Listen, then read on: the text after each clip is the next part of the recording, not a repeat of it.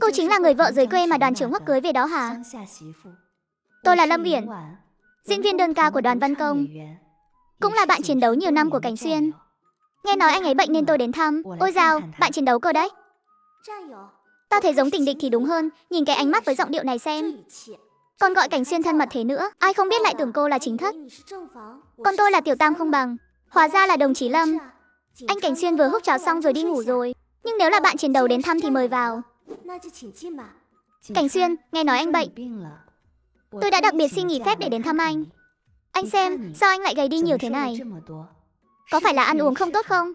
Cái cô gái quê, à không, vợ anh đâu rồi? Sao đến cả cốc nước cũng không biết rót vậy? Thật là không có chút ý tứ nào. Ui ra ơi ra, nghe cái giọng điệu kìa, bộ coi tôi là không khí chắc. Hay là muốn chiếm chỗ của tôi luôn? Mùi trà xanh nồng nặc quá rồi đấy. Xông đến mức làm tôi nhức cả đầu. Cô là trà lông ghim Tây Hồ Thành Tinh hả? Mới tới đã hết chê bai lại đến đòi nước nôi. Tưởng mỗi mình cô đàn đang thôi chắc. Không đời nào. Bỏ xuống đi. Tay Lam Huyền khựng lại giữa không trung có chút ngượng ngùng. Nhưng dù sao cô ta cũng lăn lộn ở Đoàn Văn Công lâu rồi, tâm lý cực kỳ vững vàng. Cảnh Xuyên, nhìn thấy anh như bây giờ, trong lòng tôi thật sự rất khó chịu. Anh còn nhớ không? 3 năm trước khi chúng ta biểu diễn ở Đoàn Văn Công, anh đứng trên sân khấu phát biểu. Lúc đó anh phong độ biết bao nhiêu, là hình mẫu trong mộng của toàn bộ nữ binh trong đoàn.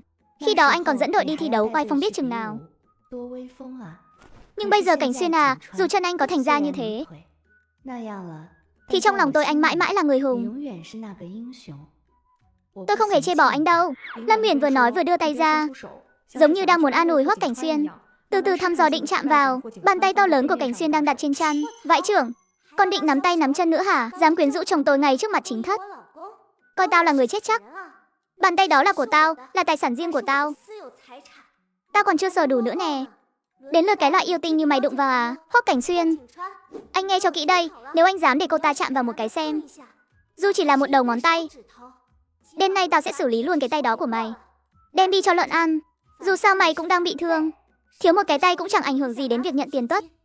Bàn tay của Cảnh Xuyên vốn đang đặt trên mặt chăn, khi nghe thấy 4 chữ xử lý cho lợn ăn, đã khẽ run lên một cái. Thật là thâm độc. Người phụ nữ này để bảo vệ tài sản của mình, đúng là không nể nang ai luôn mà.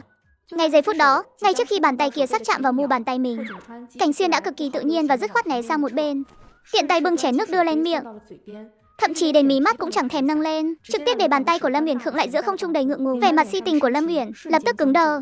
Đây đúng là một cái tát không tiếng động. Cô ta bị Hoắc Cảnh Xuyên làm cho bẽ mặt, một bụng hổ thẹn và tức giận không có chỗ chút liền quay đầu lại, ánh mắt rơi đúng vào người Giang Miên. Đúng là bắt nạt kẻ yếu mà. Cảnh Xuyên, đây là người vợ mà bác cả sắp xếp cho anh sao? Cái người từ đại đội nông thôn lên này à? Tôi nghe nói cô ta dường như còn chưa học hết cấp 2 nhỉ? Một chữ bẻ đôi cũng không biết. Cảnh Xuyên, anh là sinh viên xuất sắc tốt nghiệp trường quân đội, là niềm tự hào của đại viện chúng ta. Anh cưới một người phụ nữ không có học thức như vậy, bình thường hai người có tiếng nói chung không? Có chuyện gì để nói không hả? Em không hiểu mấy đạo lý lớn lao đó. Em chỉ biết hầu hạ người thôi. Lâm Huyền thấy bộ dạng nhu nhược này của Giang Miên thì càng đắc ý. Cô ta cảm thấy mình đã đâm trúng nỗi đau của Giang Miên, cũng cảm thấy vô cùng không đáng cho Hoắc Cảnh Xuyên. Cảnh Xuyên, tôi biết hiện tại cơ thể anh không thuận tiện, đúng là cần người chăm sóc, nhưng tìm một bảo mẫu là được rồi mà. Tại sao phải đánh đổi cả cuộc hôn nhân của mình chứ? Loại phụ nữ nông thôn này, ngoài biết nấu cơm giặt quần áo và sinh con ra, thì cô ta còn làm được gì nữa chứ? Cảnh Xuyên, sự hòa hợp về tinh thần mới là quan trọng nhất. Loại phụ nữ này căn bản không xứng với anh. Cô ta sẽ chỉ kéo chân anh cả đời thôi. Lý tưởng hoài bão. Có ăn được không? Có làm thuốc được không? Có thể chữa khỏi chân cho Hoắc Cảnh Xuyên không? Hoắc Cảnh Xuyên, anh tốt nhất là mau khiến con công lời lẹn này ngậm miệng lại đi, ngay lập tức. Nếu không bà đây thực sự nhịn không nổi đâu.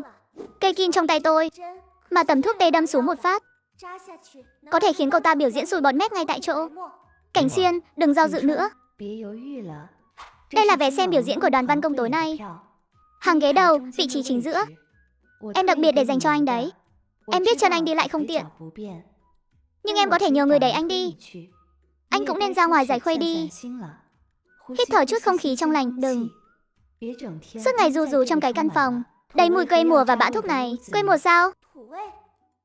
Chê nhà tao phèn, chê cơm tao nấu quê mùa à? Được lắm Lâm Uyển, Cô không chỉ xúc phạm nhân cách của tôi, cô còn xúc phạm thành quả lao động của tôi nữa.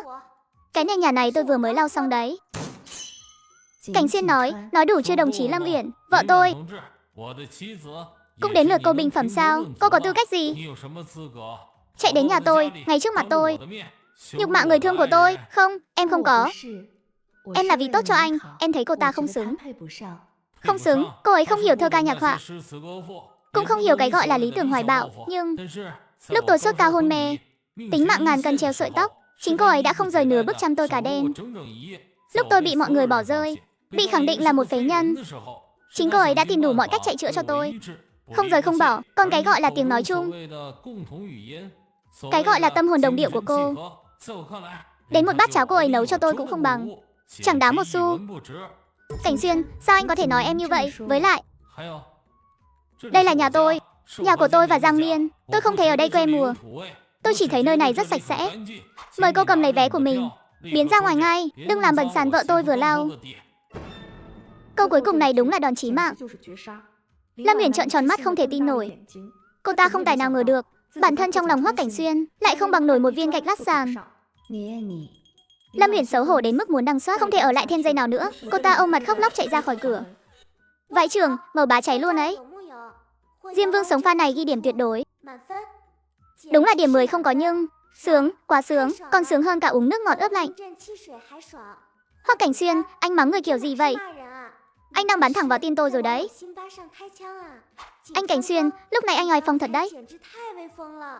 Thật luôn, tôi xem mà ngây người, khi thế đó, khẩu tài đó, khiến Lâm Uyển kia á khẩu không nói được lời nào.